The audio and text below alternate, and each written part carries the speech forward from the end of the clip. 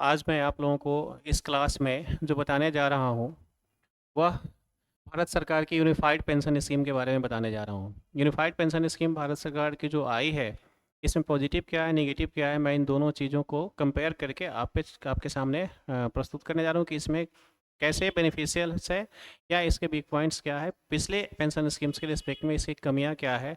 इन सभी चीज़ों को मैं एक एक करके विश्लेषण करूँगा। सबसे पहले मैं बताता हूँ कि ये यूनिफाइड पेंशन स्कीम जो है ये क्या है। ये योजना जो है पेंशन की योजना भारत सरकार की क्या है।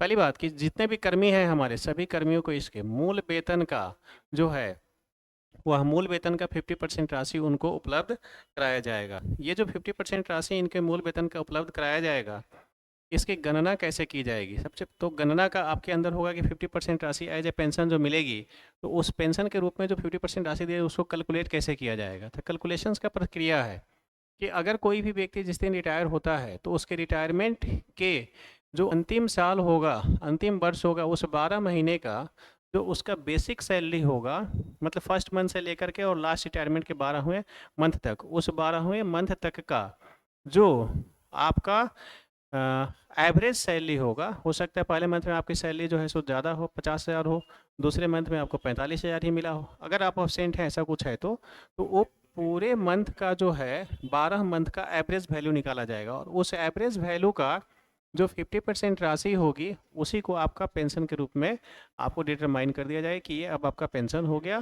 ठीक है, ये आपकी सैलरीज का एवरेज, मान लीजिए आपकी सैलरी 50,000 होती है तो उसका 12 मंथ का एवरेज 50,000 निकला, तो आपका जो है सो वैल्यू कितना हो गया, तो आपका वैल्यू हो गया वह 25,000 रुपया। तो 25,000 रुपया आपका पेंशन फिक्स हो जाएगा। अगर आपका वैल्यू मान लीजिए आपका एवरेज वैल्यू निकला वो 60,000 मिला 12 महीने का, तो 60,000 का एवरेज वैल्यू 12,000 आया तो उसका आपका पेंशन हो गया 30,000। अगर आपका 2 लाख है, एवरेज वैल्यू मान लीजिए 2 लाख निकल रहा है, तो आपका पेंशन जो फिक्स हो जाएगा वो हो गया 1 लाख रुपये, आपका मंथली पेंशन रिटायरमेंट फिक्स हो जाता है। ये है आपको कैलकुलेशंस का इसका फार्मूला। अब बात रही कि 50% राशि किस शर्त पर आपको दी जाएगी, तो इसमें प्रोसीजर्स क्या किया गया है। तो देखिए 50% राशि तभी आपको दी जाएगी जब आपने 25 ईयर्स, कम से कम आपने 25 साल जो है पूरा कर दिया है अपनी नौकरी का, तभी आप 50% पेंशन के हकदार होंगे। अगर आपकी नौकरी कम है तो आप उसमें क्या क्राइटेरिया होगा ये भी मैं बताता हूँ। कम अवधि की नौकरी अगर आपकी है, 10 साल ही अगर आप लोगों ने नौकरी करके रिटायर आप हो गए हैं, तो आपका मिनिमम पेंशन फिक्स होगा जो 10,000 रुपये आपका पेंशन आपको दिया जाएगा। लेकिन अगर आपने जॉब ज़्यादा दिन किया है तो फिर उसका भी क्राइटेरिया हम लोग उस पर बताएंगे। पहले एक और टर्म यहाँ पर हम बता देते हैं। यूपीएस जो है, यूपीएस का क्या होता है यूपीएस का जो बोझ है वो किस तरह से आपके ऊपर पड़ता है। इसका यूपीएस का बोझ इसलिए पड़ेगा क्योंकि जो भी कर्मचारी हैं उस सभी कर्मचारियों पर जो यूपीएस का बोझ सरकार पर पड़ेगा, वो पड़ेगा कि कर्मचारियों का योगदान 10% ही रहेगा। यानी गवर्नमेंट जो इसमें शेयर करती थी अपना योगदान 14%, वो गवर्नमेंट का शेयर इसमें बढ़ गया है और 18.5% है। ये आपको एक प्लस पॉइंट है इसका कि गवर्नमेंट पहले 14% यूपीएस में शेयर करती थी और अब गवर्नमेंट 18.5%, 18.5% आपको शेयर कर रही है। तो ये आपके लिए बेनिफिशियल हो गया। आपका योगदान 10% पहले था, वो 10% ही रहेगा। अब इसके अतिरिक्त इसके बेनिफिट्स क्या है कि इसके अतिरिक्त सरकार यह भी समीक्षा करेगी कि इसे बढ़ाया जाए या नहीं बढ़ाया जाए। ये गवर्नमेंट ने ये भी क्राइटेरिया रखा है, ज़रूरत होगा तो उसको बढ़ाया जाएगा। अब देखिए आपके आश्रित जो है उनको कितना पैसा मिलेगा, यहाँ पर ये समझने की ज़रूरत है। तो आपके जो भी आश्रित हैं, यानी आपकी जो वाइफ होती है, जनरली क्योंकि वाइफ को ही आश्रित आप बनाते हैं, तो आश्रित को आपकी बेसिक सैलरी का 60% दिया जाएगा। जो भी बेसिक सैलरी है, अगर 1 लाख आपकी सैलरी है तो आपकी वाइफ को 60% उसका मंथली पेंशन फिक्स हो जाता है। ये आपके मृत्यु के बाद का प्रक्रिया होता है। अब आइए फिर इसमें और आपको जानने की क्या ज़रूरत है, योजना का लाभ किसे मिलेगा, किसे मिलेगा और कैसे मिलेगा। तो इस योजना का लाभ सभी लोगों को दिया जाएगा। वो सभी लोग जो 2004 के बाद एनपीएस यानी नेशनल पेंशन स्कीम जो लाई गई थी, उस नेशनल पेंशन स्कीम के अंतर्गत कार्यरत हैं, उन सभी 2004 के बाद आने वाले सभी लोगों को ये दिया जाएगा। फिर जो है और लोगों को लाभ इसके अतिरिक्त जो भी लोग 31 मार्च 2025 तक रिटायर होने वाले हैं उन्हें भी यूपीएस का लाभ दिया जाएगा। मतलब ये जो नई हमारी यूनिफाइड पेंशन स्कीम है उसका लाभ उन्हें भी दिया जाएगा जो 31 मार्च 2025 के बाद रिटायर हो रहे हैं। और इसमें एरियर जो है सरकार जो देगी वो ब्याज के साथ देगी। ब्याज पीपीएफ के बराबर दर पर देने का प्लान किया गया है। जो पीपीएफ है उस पीपीएफ के ही पैटर्न पर आपका इसमें इंटरेस्ट इसमें जोड़ करके आपको दिया जाएगा। फिर आगे आपको है कि क्या एनपीएस वाले यूपीएस चुन सकते हैं? जो पहले वाला नेशनल पेंशन स्कीम था, क्या वो लोग यूपीएस चुनेंगे? उनको यूपीएस चुनने का ऑप्शन है? तो यहाँ बताया गया है कि हाँ है। जो लोग भी एनपीएस के अंतर्गत पहले से लाभ उठा रहे थे उनको ये ऑप्शन दिया गया है कि वो यूपीएस में का चुनाव फिर से कर सकते हैं, उसका लाभ उठा सकते हैं। अब यूपीएस के अन्य लाभ आपको क्या है ये भी जानने की ज़रूरत है। यूपीएस के अन्य लाभ में जैसे महंगाई सूचकांक जो होती है, उस महंगाई सूचकांक के आधार पर है ना, जो आपको कंज्यूमर प्राइस इंडेक्स जो होती है उसके आधार पर जो ये सब चीज़ डिटरमाइन किया जाता है, डियरनेस अलाउंस जो तय होता है, महंगाई भत्ता जो तय होती है, उस महंगाई सूचकांक को इसमें शामिल किया गया है और उसी आधार पर आपकी महंगाई में वृद्धि जो होगी उस स्तर पर सरकार आपको क्या देगी? डियरनेस रिलीफ देगी, महंगाई राहत आपको देगी, यानी उसमें बढ़ोतरी आपको की जाएगी।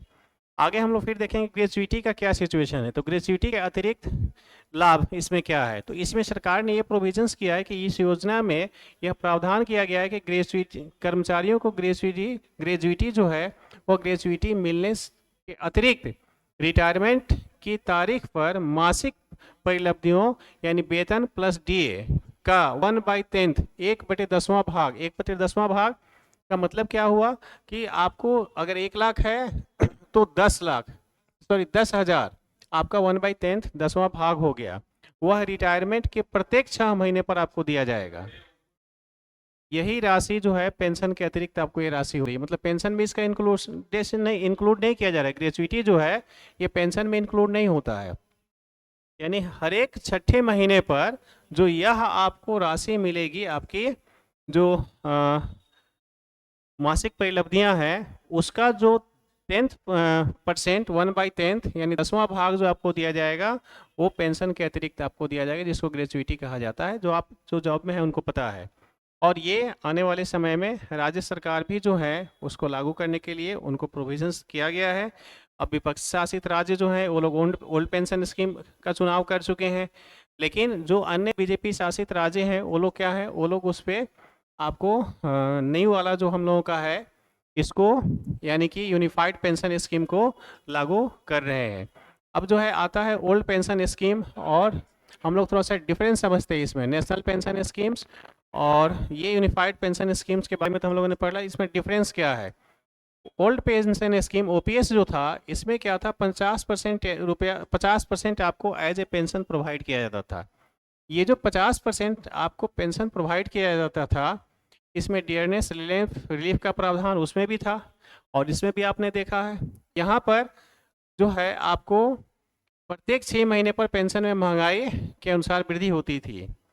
जो अभी हम लोगों ने कहा कि यहाँ भी आपका प्रोविजंस है, ग्रेजुइटी का उसमें प्रोविजंस था, इसमें है, उसमें इस तरह की चीज़ें यहाँ पर वर्णित नहीं की गई। लेकिन कर्मचारियों को उसमें था क्या कि अगर 20 साल आपकी जॉब हो गई है तो आपका पेंशन 50% बना दिया जाता था। यहाँ पर क्या है, क्राइटेरिया है कि नहीं, अगर आप 25 साल आपकी जॉब हुई है तभी आपका जो है सो 50% पेंशन आपका बनेगा। ये यहाँ पर एक कमज़ोर पहलू है।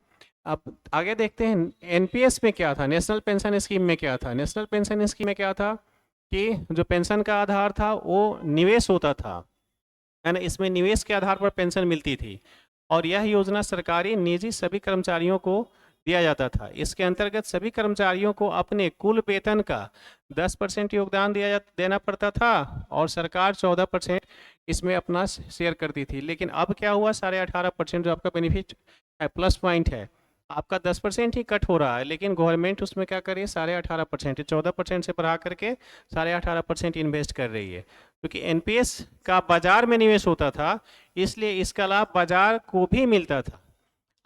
यहाँ पर वो बात नहीं है, यहाँ ये चीज़ नहीं हो रहा है। रिटायरमेंट के साथ कुल जमा राशि का 60% एक बार में कर्मचारियों को निकालने का अधिकार होता था। शेष बचा 40% राशि जो है उसे दिए जाने वाले पेंशन के लिए फिक्स किया जाता था। पहले वाला जो ये एनपीएस था, इस एनपीएस का प्रोविजंस ये था। तो ये चेंजेस जो है सो आपको दिखने को मिल रही है। अब यूपीएस जो आपका है, इस यूपीएस का हम लोगों का अदर क्राइटेरिया क्या जानना है। जैसे मैंने बताया कि अगर 10 साल से अधिक और 25 साल से कम में आप रिटायर हुए हैं तो आपका वेतन जैसे 50% क्या है, अगर आपने की सेवानिवृत्ति 25% 25 साल के बाद हो रही है तो आपको 50% मिलेगा पेंशन। अगर 10 साल और 25 साल के बीच में है तो आपकी कुल कार्य अवधि जो है उसका अनुपातिक रूप से उसके अनुपात उनके रेशियो के अनुसार से आपका क्या तय होगा, तो आपका पेंशन तय होगा। मतलब यहाँ पर फिक्स नहीं है कि यही होगा। अब जो आपका रेशियो होगा, जिस तरह से आपका रेशियो बनेगा वही रेशियो में, उसी रेशियो में आपको क्या होगा, आपका पेंशन डिसाइड किया जाएगा। यानी कम होगा, अधिक नहीं होगा, 50% से कम हो जाएगा। इस योजना के अंतर्गत कर्मचारी का योगदान 10% है, सरकार का 18.5%। इसकी मैंने चर्चा पहले ही कर दिया है, जिन चीज़ों को हम लोगों ने पहले ऊपर चर्चा कर दिया है। अब एक चीज़ और आपको समझना है, जो मैंने बता दिया था, गणना कैलकुलेशंस कैसे है। तो मान लीजिए 50,000 अगर किसी की सैलरी है, 50,000 सैलरी है, तो उसकी पेंशन 25 साल जॉब कर लिया है तो 25,000 होगा, और अगर 10 साल ही जॉब किया है तो उसका 10,000 रुपया न्यूनतम पेंशन होगा। और मूल वेतन का जो उसकी वाइफ है उसको 60% मिलेगा, प्लस डियरनेस रिलीफ भी उसको प्रोवाइड किया जाएगा। ये सारी चीज़ें जो थी इसमें थी। एक चीज़ और यहाँ जानने की ज़रूरत है कि एक आपका ग्रेजुएटी के में एक कमी क्या है कि अगर 25 साल किसी की नौकरी हुई है तो ग्रेजुएटी में, ओपीएस में और इस न्यू वाले में एक डिफरेंस है। ओपीएस में क्या था कि ओपीएस में था कि ग्रेजुएटी के रूप में 12,37,500 रुपया दिया जाता था। अब यहाँ पर वो चीज़ क्या होता है, कैसे घटता है, अगर 50,000 सैलरी वाले की मैं बात कर रहा हूँ तो अब यहाँ पर वो चीज़ जो है वो घट जा रही है। यूपीएस में क्या है, उसका जो ग्रेजुएटी होगा वो 9,37,500 रुपया हो जाएगा। ये घट जा रहा है ग्रेजुएटी। ग्रेजुएटी का जो वैल्यू है वो घट जा रहा है पहले के रिस्पेक्ट में। यही इसका एक वीक पॉइंट है। बाकी सब चीज़ तो स्ट्रॉन्ग पॉइंट है, लेकिन यहाँ पर वीक पॉइंट जो है इस आपको यूपीएस का, ये सरकार का यही वीक पॉइंट है। बाकी सारी चीज़ें बेहतर हैं। तो इन सभी प्लस माइनस विषय वस्तुओं पर आप अपने अपने स्तर से इसको समझेंगे। मैंने इन चीज़ों का प्लस पॉइंट और निगेटिव पॉइंट दोनों ही चीज़ मैंने आपको एक्सप्लेन किया। मैं उम्मीद करता हूँ आपको वीडियो अगर पसंद आई है तो फिर आगे इस पर बातें अपने लाइफ के लिए जो लगे उसको आप करते चलें।